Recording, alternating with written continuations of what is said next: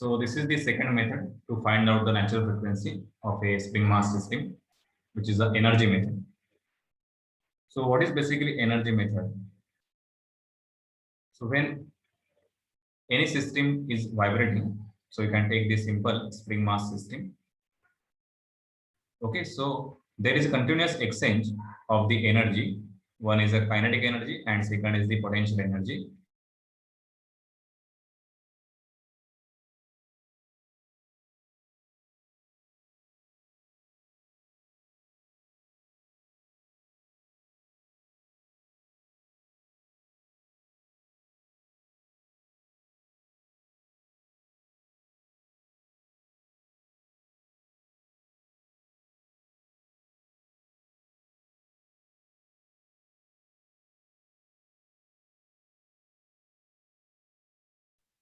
So consider this mass m is displaced by displacement x. So it will vibrate between these two limits. So this is the maximum displacement in the downward direction and this is the maximum displacement in the upward direction. So during this vibration, the energies involved, so one will be kinetic energy and the second energy, which is the potential energy. So kinetic energy, it is only associated with the mass. Okay, but this potential energy, it is associated with the mass, which is vibrating, and this energy, it will be stored in the spring because of its compression and its extension. Okay, so what is the energy method? Total energy of the system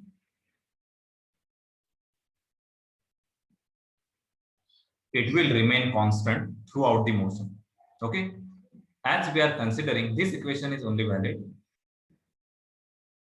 for the undamped vibration. Undamped means there is no loss of energy. So this is undamped vibration. Okay, so this energy it will remain constant and this total energy, so it is addition of kinetic energy plus potential energy. Okay, so it is constant. So try to find out this total energy, kinetic energy plus potential energy. Okay, so we will consider the deformation of the spring.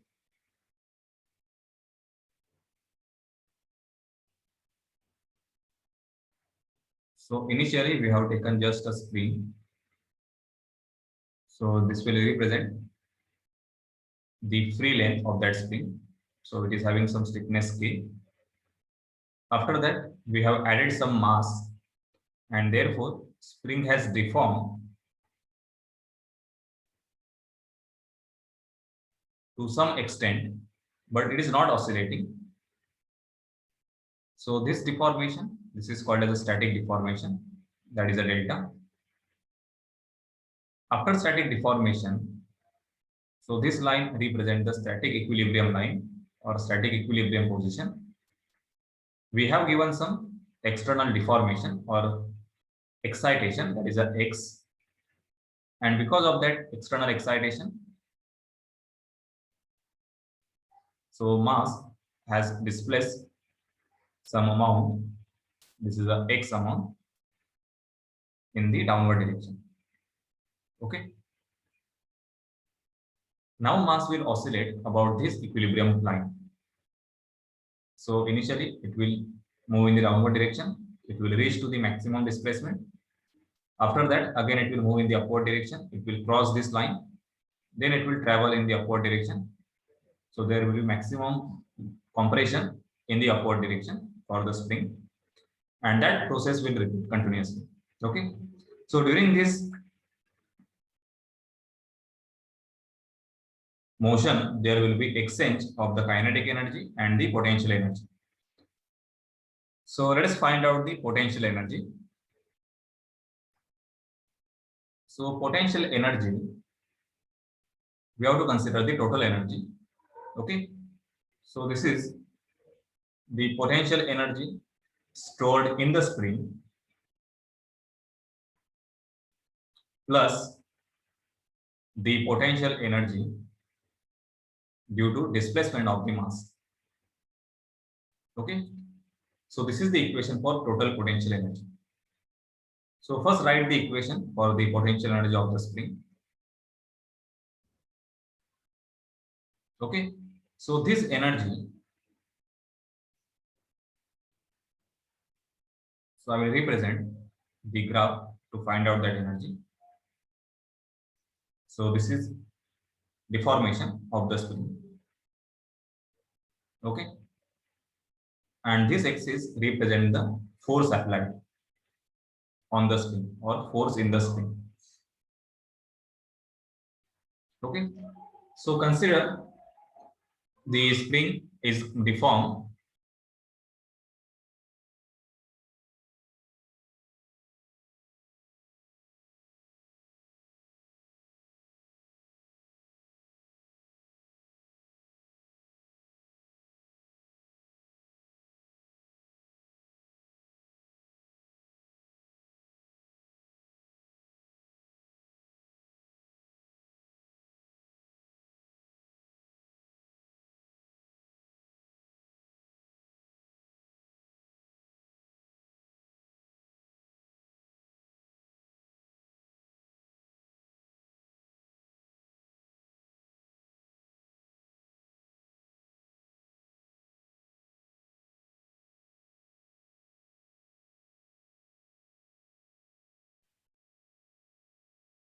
So at this diagram,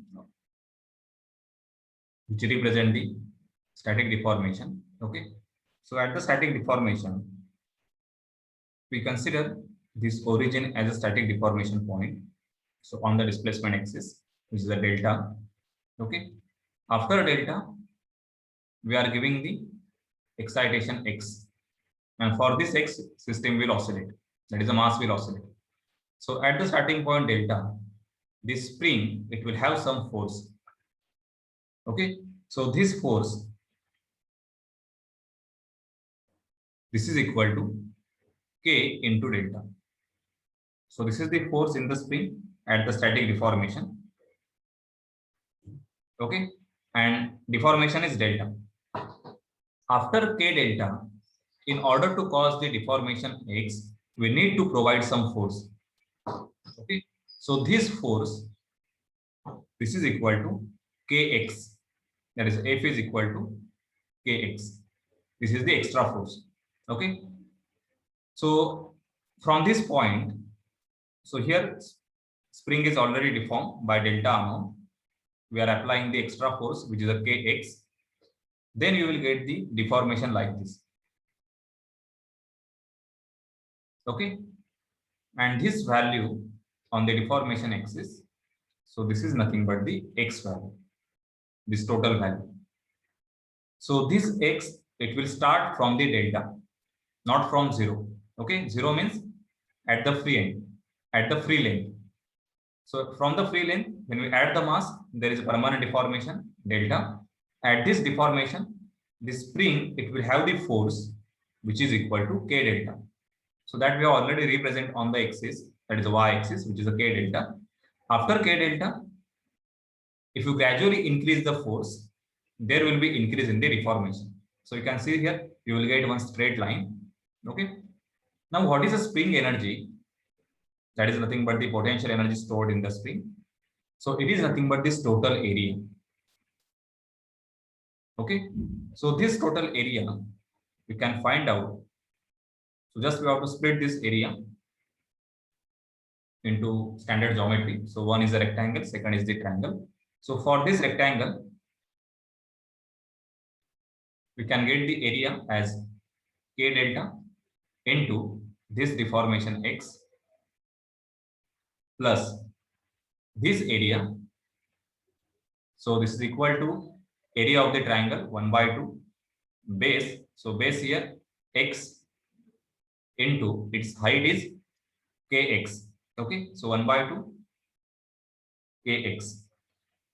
Okay, so your total value will be 1 by 2 k x square plus k delta into x. This is the total energy, that is the spring energy. Okay, now try to find out the mass energy, that is the energy stored in the mass, which is the potential energy. Okay, so we know the standard formula: potential energy is equal to mg into h. So when any mass is lowered from its initial point, okay, the energy is lost, and if you raise the mass from that point, energy will be added in the mass. Okay, so you can observe here, as the mass is moving in the downward direction, so its energy will be lost. So we have to write this as a minus mg. And what is h? H means from this point, that is a static equilibrium line. So this is a x only. So h value here is x. So minus mgx, it is the potential energy which is stored in the mass. Okay. So now total equation will be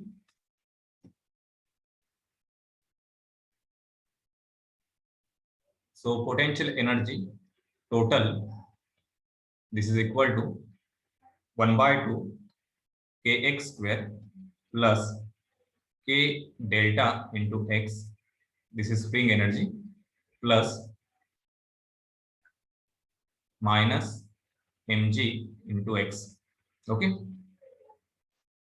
so from this equation we can cancel out two terms, k delta x and mgx, because we have the equation mg is equal to k delta at the static equilibrium position. So this is plus minus, so we can directly cancel out this. So remaining value is 1 by 2 kx squared. So this equation, this is for the spring energy only. So potential energy total of the system. Now write the equation for kinetic energy total. So as the kinetic energy is only associated with the mass, so we know the equation. What is the kinetic energy? 1 by 2 mv square. This is general equation that you have studied in the mechanics or dynamics. Okay. So in the vibration, we write this v as a x dot. So you will get the value 1 by 2 m x dot square. Okay, so this is the kinetic energy total. So after that, use the first equation.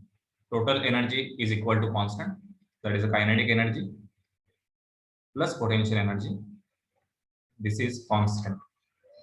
Okay, so put the value kinetic energy 1 by 2 m x dot square plus 1 by 2 k x square. This is equal to constant. Okay, so this is just an energy equation. It is not an equation of motion. So from this, we want to derive the equation of motion. So we will differentiate this equation with respect to time.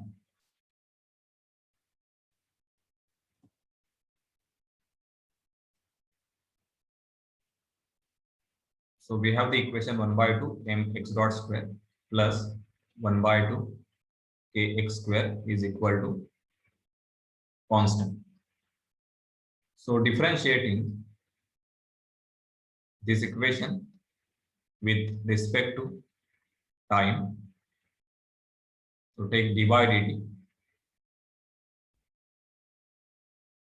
So first term is 1 by 2 m x dot square plus d by dt 1 by 2 kx square is equal to this d by dt of the constant. So this value will be 0.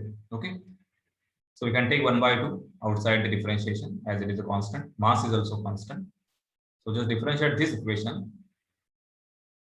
So d by dt of x dot square. Okay. So its differentiation with respect to time, it will be 2 x dot. Okay.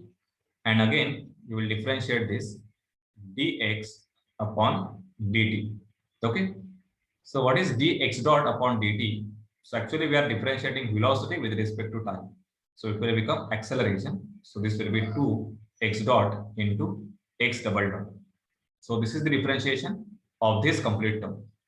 So you will get the value here. So this is 2 x dot into x double dot plus take 1 by 2 k outside the differentiation. Okay, so we need to differentiate this x square with respect to time. So this is d by dt of x square. So its differentiation will be 2x into dx upon dt. Okay, so dx upon dt means velocity. So this is 2x into x dot. So this value, this will be after differentiation. This is 2x into x dot, and this is 0 because it is a constant. Okay, so we can cancel out this 1 by 2, 1 by 2. Then we can cancel out this 2 value. So your remaining equation will be x dot, x double dot, m plus k x into x dot is equal to 0. So x dot is common. So you can cancel out this value. So remaining value is m x double dot plus kx. This is equal to 0. Okay. So it is the same equation that we have derived by using the Newton's second law. So use any one method, you must get the same equation, that is called as the equation of motion. So this is the equation of motion. Okay. So this equation of motion, it will have the two terms. One is the inertia term and second is the spring term. Okay. So